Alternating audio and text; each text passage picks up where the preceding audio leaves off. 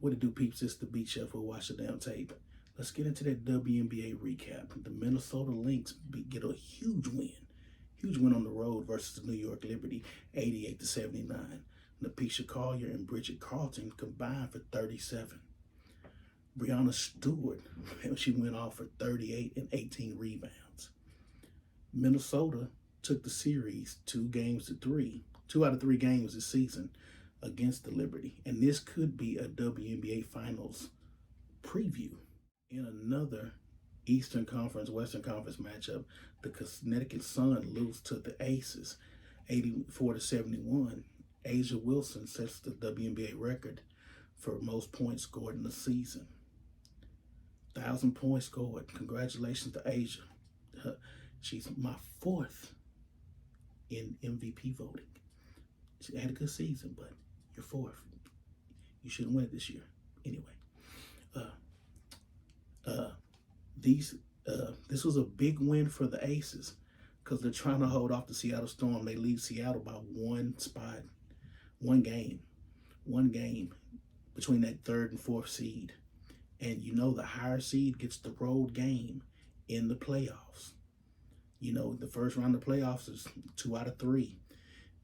The last deciding game is on the road at the other team's house. So this was a big win for the Aces because the Storm have been playing tough. Speaking of the Storm squeaked by the Sparks, 90-87. Gabby Williams, right off the French team, chipped in 22. Nike Agunwe, she went for 23. This was a 7th loss for the Sparks, and they're trying to get that Paige Beckers pick. And look like they got it locked up. They are going to be loaded next year if they get Paige Beckers, because they're guaranteed to get the first spot. They got the worst team in the league. They had a lot of injuries. Lexi Brown was out this year. They lost Cameron Brink early. She wasn't even in the league 2 weeks, and she blew her knee out. When they come back next year, it's gonna be some good basketball in the WNBA next year. If they can clean up this fouling and all this gangster thug play this year, I mean, they can clean it up for next year.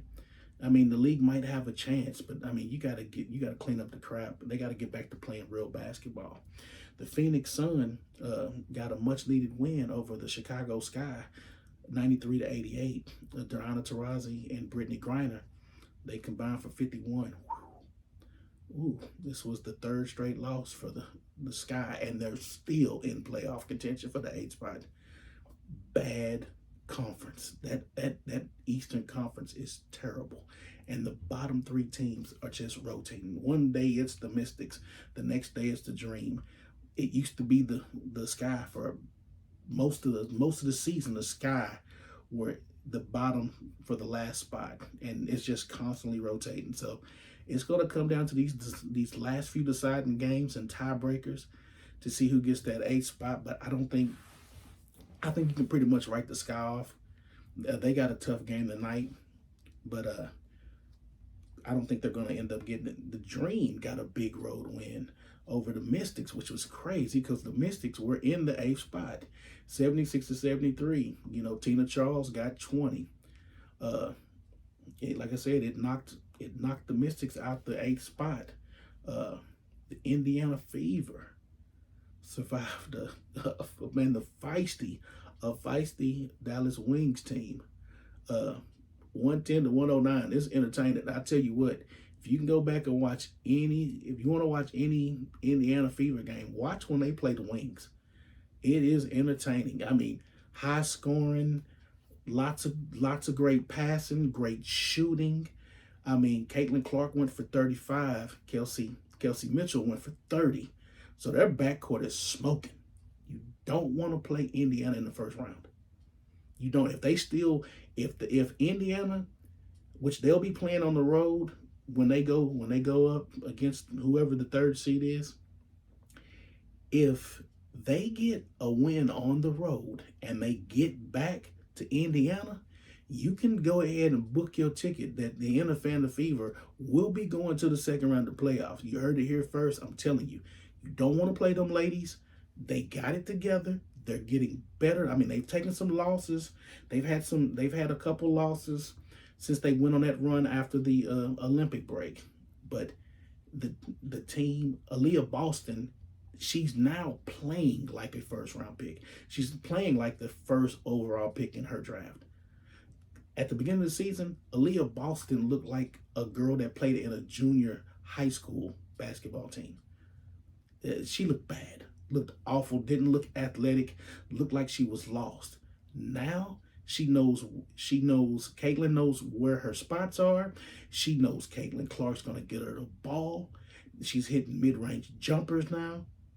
That one game they lost the other day when Christie side, that's an anomaly. But uh yeah, yeah. This was Dallas's eighth straight loss. And I wish they could get in that sweepstakes for Paige Beckers, but next year's gonna have a huge influx of talent coming into the WNBA. And Dallas, the Sparks, and the Sky will all get they will all get some premium women on their teams. And Dallas only has 3 women under contract, I believe, going into next season. So they'll be primed, locked, and loaded with basically a whole new squad to help out Arike. I mean, it's going to be next year is going to be good for the Sparks and good for the Wings, and it should be good for the league overall. They can clean up the horse crap with these women and the hate, and man, just if you want to beat Caitlin Clark, beat her on the court with your basketball skills, not with your elbows, not with you throwing your fists and doing all this crap off the camera, talking crap. I don't even want to talk about race and basketball. I just want to talk about basketball and basketball only, which leads me to my next point. I'm gonna have to talk about this Demetria Obalor. If you haven't seen the video, I need you to check this crap out. This lady, I might get into it tomorrow. This lady's off a rocker. And she's got some piss poor takes on Caitlin Clark. But we're gonna get into that tomorrow. Like, share, and subscribe, and as always, peace.